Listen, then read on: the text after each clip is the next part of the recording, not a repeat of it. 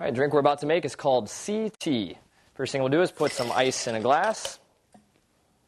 And we're going to measure out 1 shot of cognac.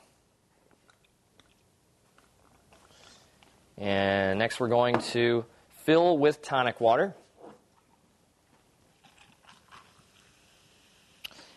And we'll go ahead and mix this up.